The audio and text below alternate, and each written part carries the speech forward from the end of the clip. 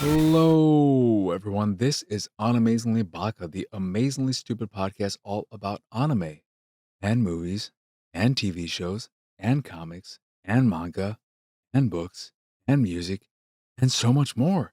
Unless it's video games, because that's left for the Pixelated Sausage Show and Attack the Backlog and Second Runs and the Last Call. There's so many avenues for video games that they don't need to be here as well. So they will be here, kind of, not today, but in the next episode, probably when I finally start watching The Last of Us Season 2. I'm currently playing through The Last of Us Part 2 for Attack the Backlog. If you want to check out any of those, I'm streaming it weekdays, 7 p.m. Central to 10:30, 11 p.m. Central, every day that is of the week and not of the end of weeks that we call the weekend, aka Saturday and Sunday. So, yeah.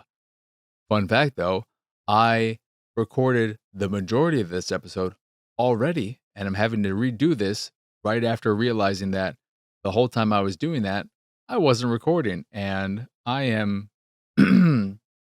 not excited about that, not happy about that. I don't know if I'm going to have the same energy. I am a little bit sad by that. That is always the saddest thing about those situations when you are thinking you're recording and realize you're not recording well into your recording and then are like, fuck, how do I recapture the special sauce of that original not recording? How do I do it? Can I? And I don't know if I can. I don't know if I can. But I decided with The Last of Us to hold off on watching it until I or finish the game completely, even though I'm not afraid of spoilers in the first episode at this point because I'm fairly deep into the game. I am close to 25 hours in, so I am not worried about that, but I would like to have a clean picture of the game before I not paint it, but before I color it, before I have any of the show in my head that can potentially color my opinion or confuse me in any way while I am working my way through attacking this here backlog game. But outside of that, I think I said last episode that I was done with Star Wars and my rewatch last watch was over. Sans and or which I'm waiting on again until season 2 starts to watch through the first season again. But I am a liar. I decided to because I felt this emptiness within me after finishing Skeleton Crew.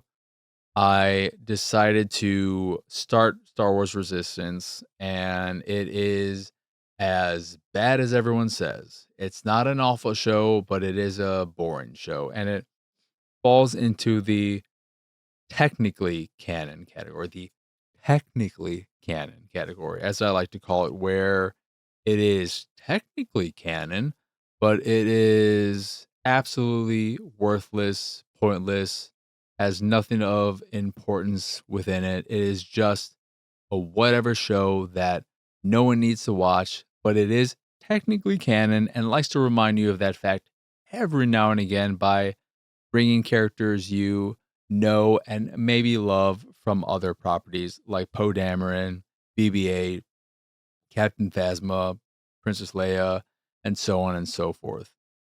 I'm not sure. We did get a little bit of what is it, Dominic Gleason, Brendan Gleason's more successful son who was in the show, the dude who gets on the phone call.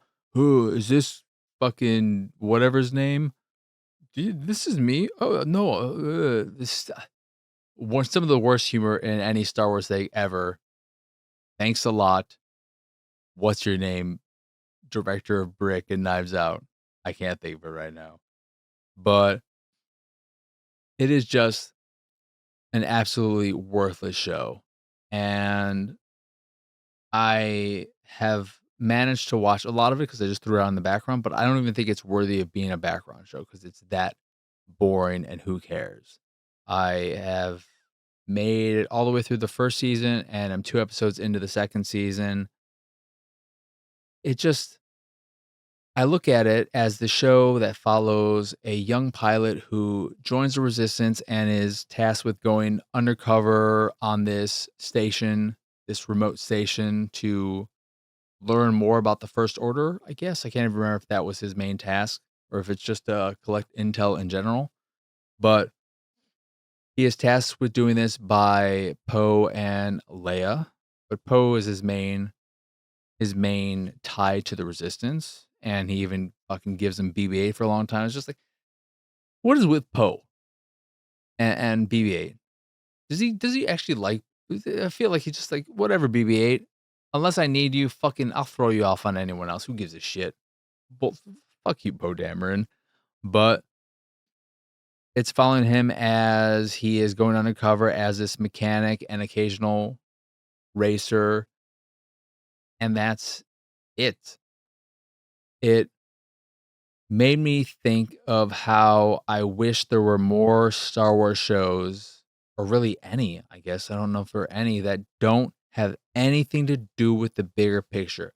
I don't want to fucking see any Jedi or Sith or the Resistance or the First Order, the Empire. I don't want any of this stuff of any era. Just give me stories that take place in the Star Wars universe of people doing their own things, living their lives, and find something interesting in that that has nothing to do with the movies and all this other shit. I don't want it. I don't need it. I like it. I want to still have it, of course, but also give me some other stuff. And I was thinking how nice it would be if we just got a show that was about a pod racer.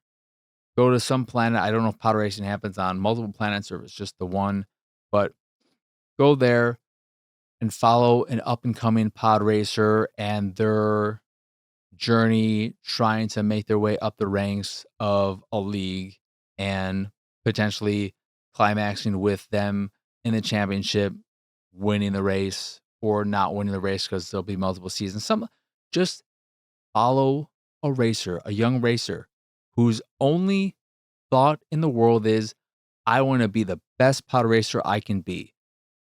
Resistance, Jedi, all this shit, I don't know. Who fucking cares? Are there any stormtroopers who are over there? No, because fucking who gives a shit? Just give us cool ass races and that's it. Nothing else. Why can't we ever get anything like that? And I think Resistance would have been a better show if it wasn't about the Resistance and it was just this lighthearted, kid-friendly, family-friendly show that was just, hey, this is about a racer who's also a mechanic and blah, blah. It's just like, why can't it just be that? Why does everything have to tie into the big picture? Dumb, dumb, dumb, dumb, dumb. So I am looking forward to getting that over and done with in the background and then getting Andor. And then I will officially, for real, be done with Star Wars. So that's exciting. But outside of that, not watched all that much else. There's some stuff here and there, and I think there was something I talked about in the last not recording that I've already forgotten about, which is great. Wonderful. We've already confirmed that we've lost some of the magic of that lost episode that no one will ever see. But the last episode of this podcast that I recorded, the real one, last week's episode that is, I talked about how this current season of anime is pretty light. And I mentioned a handful of shows. I think I mentioned Fire Force season 3, Lazarus, and Windbreaker. And that was it. And I left out one big show. And you're probably saying, you left out more than just that one big show. I know there's also a Gundam show as well, but I mean, it's all subjective. Everyone thinks this show or that show is more big or whatever. But the one I am alluding to, and also One Piece, of course, made its return this season. Even though it's not a seasonal anime, I think because of the hiatus, it returning this season makes it feel more like a seasonal show just right now than it usually does. But The one I left out was Academia.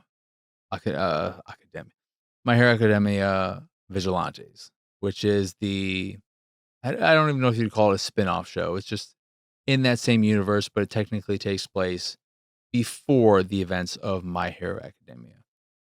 And I think I forgot about it last episode because at the time of my recording, the first episode of the show had not yet aired and I had not watched it. So it escaped my memory. But I have watched the first episode and it has the excitement, the energy, the fun that has been missing from My Hero Academia, the main series, for 3, 4 seasons now. And I do want to say I am someone who does still enjoy My Hero Academia. I like the show. I am excited to see how it concludes. I don't think Deku is a whiny little annoying character. I feel like, at least in the vocal minority, puts me in the minority of the vocal minority, but I'm fine with Deku. He's not my favorite MC, but he's serviceable. He gets the job done. There are for sure more interesting characters on the show who have more interesting dynamics with other characters, more interesting family dynamics, more interesting backstories and histories, and so on and so forth. And Deku is just a Captain America like. He is just Steve Rogers who was young and powerless and wanted to help people and had no means to do it, and then got his powers through the means that he got him through. Steve Rogers had the super soldier serum, and Deku got his powers from All Might. And they're the same setup. The difference is Steve Rogers got his powers when he was an adult, and Deku got them when he was 14. So he's still a fairly young kid. And I don't think he should be faulted for the fact that he is a kid. I feel like a lot of people complain about him because of his age. And I mean, he's fine. I can understand watching My Hero and looking at the entire cast and not thinking Deku is the best character or even in the top 5, maybe not even in the top 10, but to think he's a bad character, I don't see that. I don't see that. But of the bigger types of shonen shows, I don't he's probably the one where I would say he's the least enjoyable MC, but that is also in part because it has such a large cast of characters and there's some that are so clearly more interesting. But in terms of Vigilantes, of what few shows I've watched this season, new shows, it and this is only going off of one episode, it might be my favorite new show of this season. I love everything about it, especially its aesthetic, because it feels more so like a comic book, a manga brought to life. A lot of thick outlining on characters that varies, and you have the action words that show up that is very reminiscent of the classic Batman series with Adam West. Yes, have someone punch someone real hard and you get power. They flip through the air and you get all these very fluid and it's just it has that energy that you would like from a superhero show.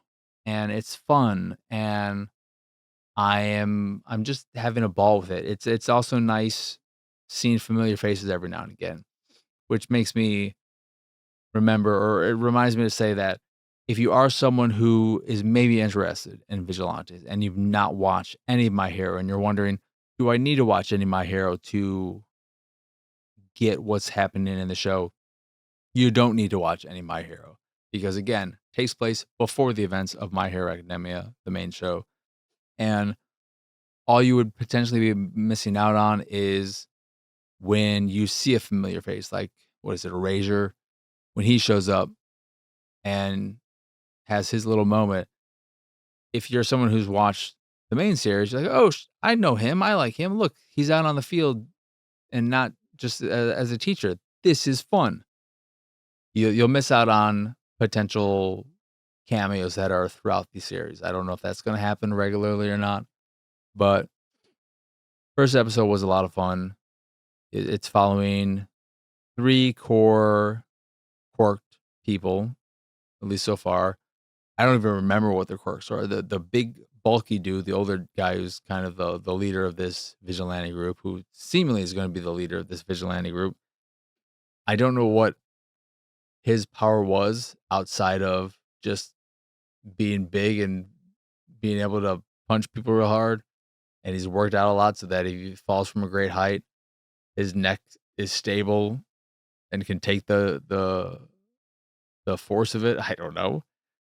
You have a girl who, I don't know, she's wearing some skimpy outfit, and I don't know what her power was, and then the main guy it's following, which is this 19-year-old, I think, he can, when he has 3 appendages touching the ground. So, for instance, 2 legs, 2 feet, and 1 hand. He can glide around on the ground at the speed of a slow bicycle. So, not the most useful. I'm curious. I'm most interested to see how they take his powers and make them useful in fights and stuff like that. I want to see how they app, apply his powers to those types of scenarios. But the main story of the show is that there is this drug that people with quirks can take, and it'll amplify their powers while removing their common sense, kind of. And the one dude is looking for that because a clear distinguishing factor for that is the color of their tongue. And he thinks maybe these thugs who are messing with the main dude and the girl were under the influence of the drug, but they were not. But they do get it later from some guy who's like, "Hey, want some more powerful quirks? Want your quirks to be more powerful? Here you go. Here's some drugs." So good first episode. Excited to watch more. Then I did watch the second episode of Windbreaker. More fighting, and it eventually concludes near the end of the episode. And it's like, oh, fucking, what the shit are we doing here? And we get a little glimpse of how we got here. And I'm like, oh, because the first episode, when we just were thrown in the middle of this fight, I thought to myself, I watched the first season. I don't know how we got here. How did we get here from last season? Huh? What did we do? And then they remind us of how this dude who got caught up with this other gang, he was friends with this girl and this guy, and she asked the main character of Windbreaker to help, and the other guy tried helping on his own. He's also part of the main gang. I wish I remembered any of their names, but that reminded me of the end of season 1, but it was fine. I'm assuming that Windbreaker is gonna follow a similar trajectory as the first season, where you have your first few episodes that get your hooks in it, give you some fights, and then we start getting some seeds in these next few episodes of the main story of this season and what we're gonna get, if it's gonna be a big clash with another gang, so on and so forth. If it's just gonna be another season 1 over again where you have a kind of tournament arc type situation, but I'm assuming that it's not gonna be that. And it might end up being an underwhelming season. Because I liked season 1, but when season 1 ended, I didn't think, "Oh, can't wait for more of it." I just thought to myself, "You know what? I liked how that concluded. I liked the way the tournament arc scenario played out, how we had all these one-on-one fights, saw how each of these individual characters fought, their different fighting styles, and learn more about them. Got character development through their fights and some backstory as well. I enjoyed that, but it didn't leave me saying to myself, "Hey, can't wait for more Windbreaker." So it's fine. One Piece, like I said last episode, those first two episodes back felt like ketchup, not the condiment, but just with a C, ATCH, where after the long hiatus, they were just trying to catch everyone up, get everyone back into the flow of things. And this most recent episode, what is it, 11:25? Is that what we're at? Yeah, 11:25. For the first 18-20 minutes of it, that's how it felt. It felt like more catching up, more prepping for where everything's going, and then the last 2 minutes were just hype, hype, hype, hype, and they got me back because I was just like, "You know what? One Piece is back, it's fine, I'm in the groove with it again, but I'm not I'm not in it just yet." And maybe it's a hiatus and just getting used to it being back is that's doing it to me.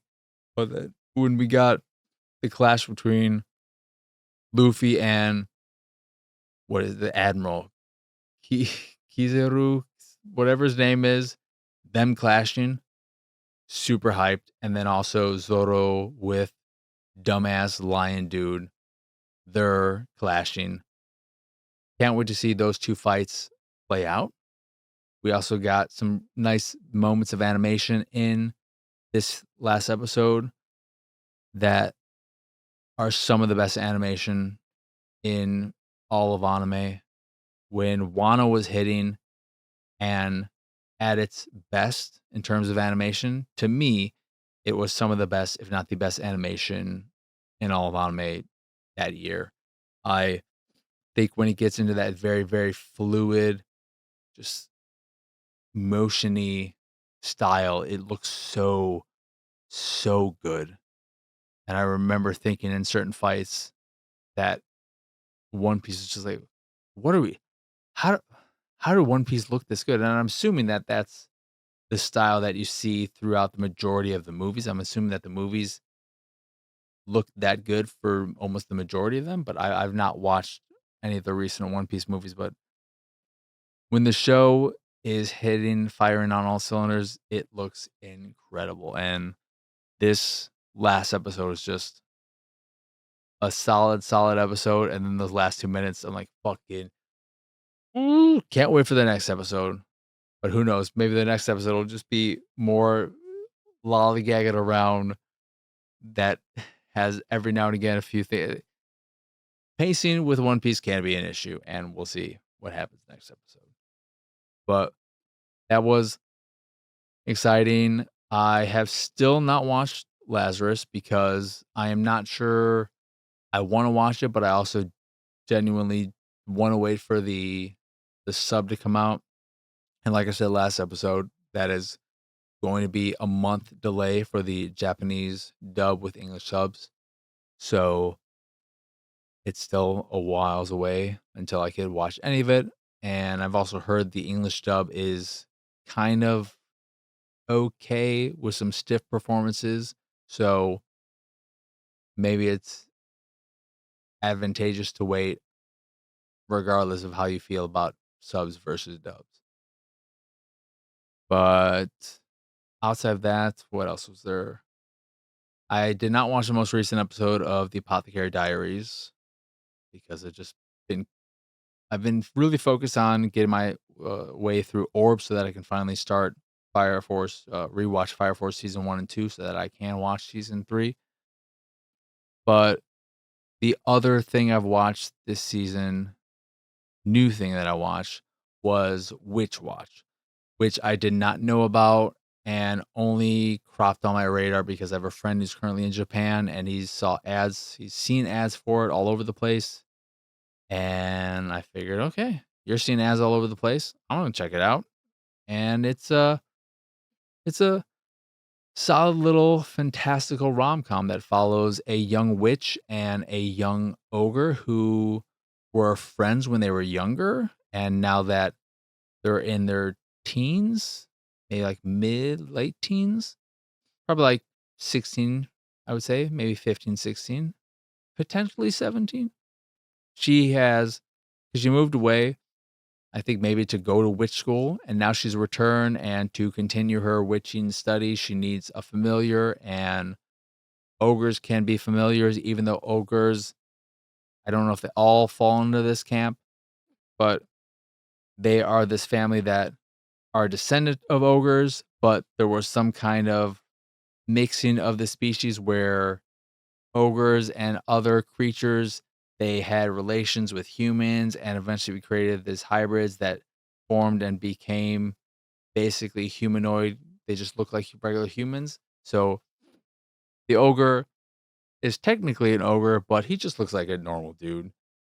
And she decides that she wants him to be her familiar because we she likes him. All right. She likes him. And because of their familial ties, his family history with her family history, there is this relationship where they, when are asked to be familiars, they have to abide by. I don't. It's all a bunch of nonsense on that front, but it's just a fun little magical rom com that has a good sense of humor.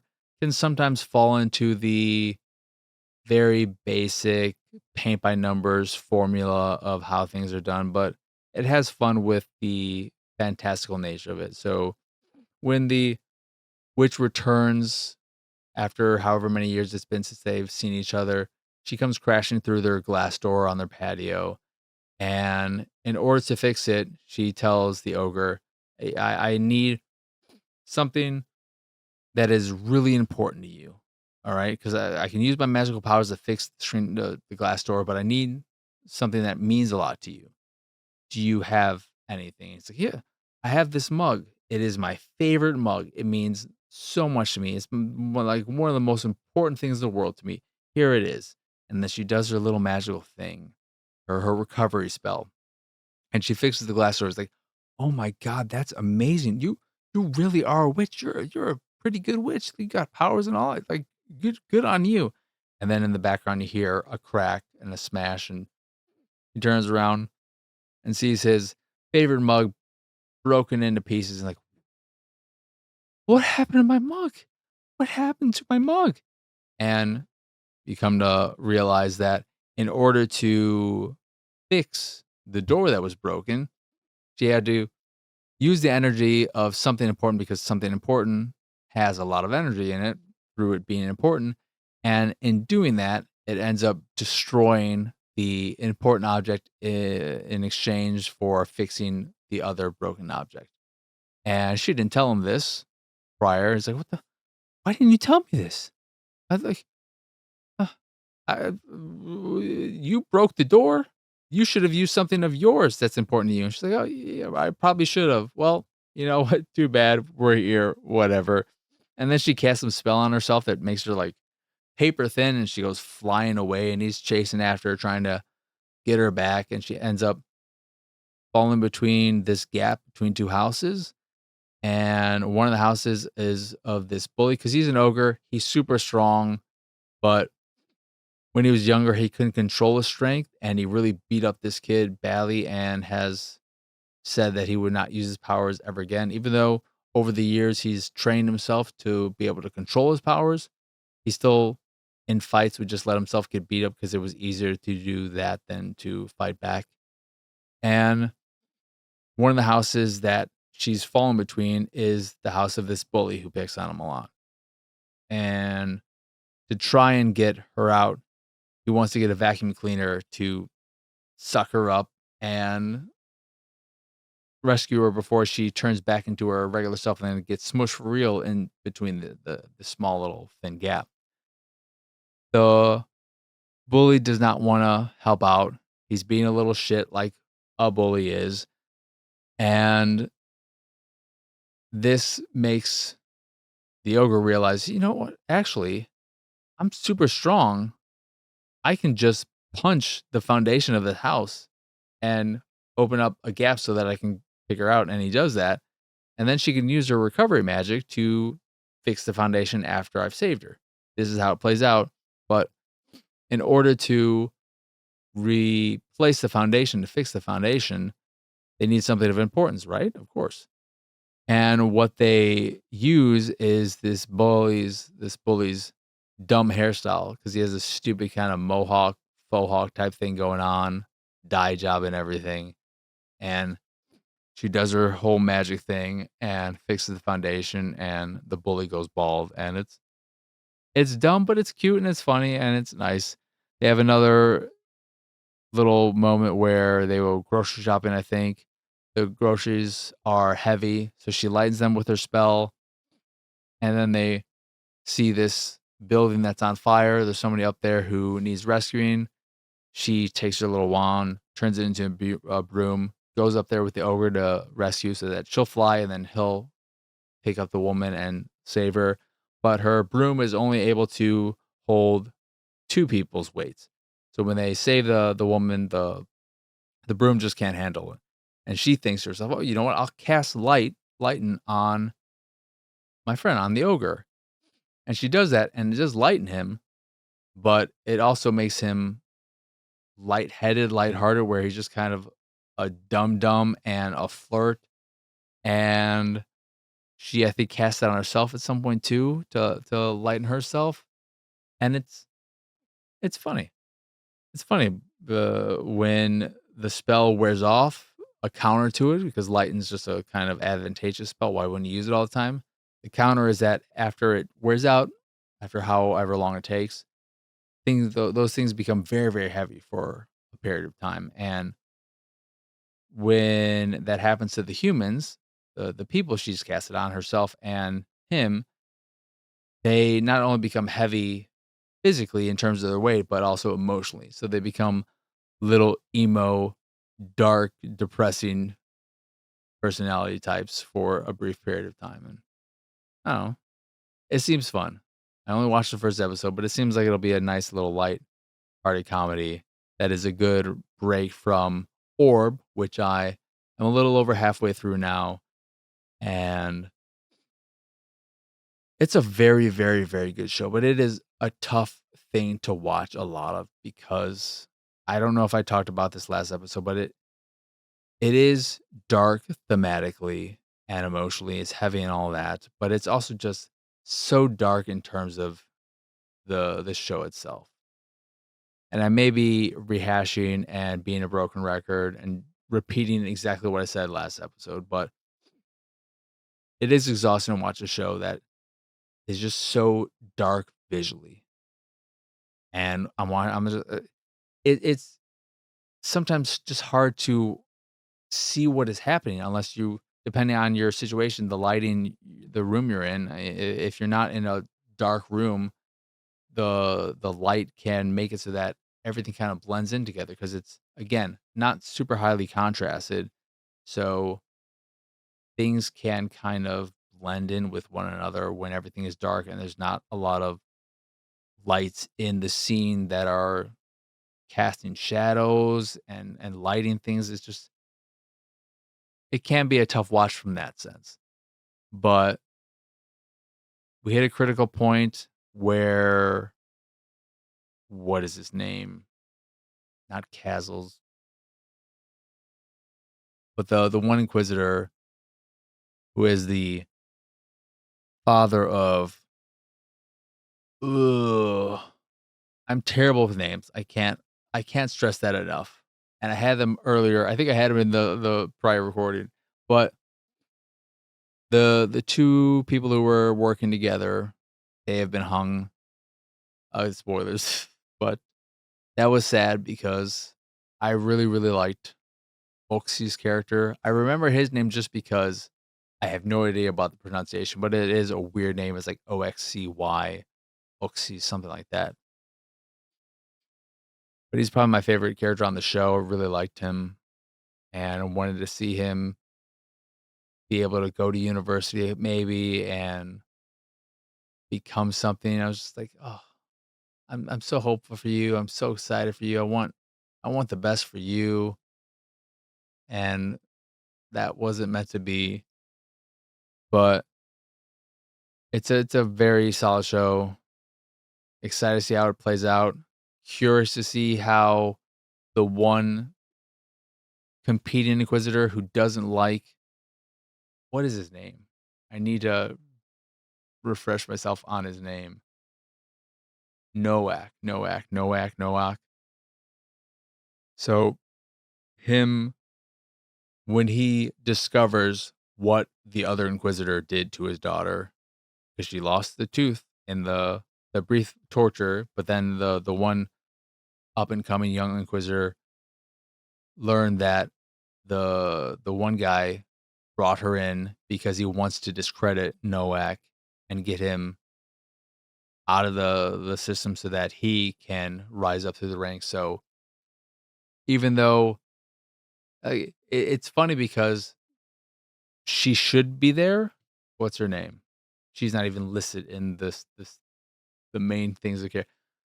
But even though she should be there for what she's done, the reason why she actually is there is just petty bullshit. But it's a good show. It's a good show. And I'm curious to see how the rest of it plays out because it it it's it falls somewhere in the camp of something like Vinland Saga that it feels like a show that is really good, but it also in no way it's an anime just because it can be, but it doesn't it doesn't do a lot of the things you expect from an anime or the things that you attribute to anime. Your stereotypes and all that kind of jazz, which I always like to see. I don't want all that, but it's nice whenever you get a show that is just a great show, period. End of sentence. But that is it in terms of what I've been watching and all that jazz. Hopefully, this episode turned out all right, given the fact that it is me recording it for a second time, which is very, very frustrating again. But that happens every now and again, so you just got to go with the flow. That'll do it, though, for this here episode of Animezingly Baka. Once again, I am Marcus, and as y'all can find me pretty much everywhere at PX Sausage. If you enjoy this here show or any of the stuff I do and what have you, you can support me and my nonsense over at patreon.com/PXS. There you can get access to a monthly Q&A, the occasional Watts party, a private Discord channel, along with some fancy Discord roles, and the random drop on the Patreon here or there, depending on your tier. Or you can just support me to support me if that is your fancy. That is, again, patreon.com/PXS. In addition to the Patreon, you can find links to the site, the YouTube, the Discord, and so much more over at pxsausage.com. That is the letter P, the letter X, sausage.com. But that is it. That is all. As always, thank you for watching or listening. I hope you enjoyed this here episode, and I hope you have a wonderful, I hope you have both a wonderful rest of your day, a lovely rest of your week, and a wonderful weekend. But for now, adios, arrivederci. Bye It's bye. go time, go daddy.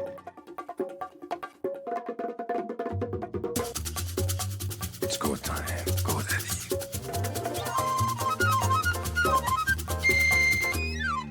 It's go time, go daddy.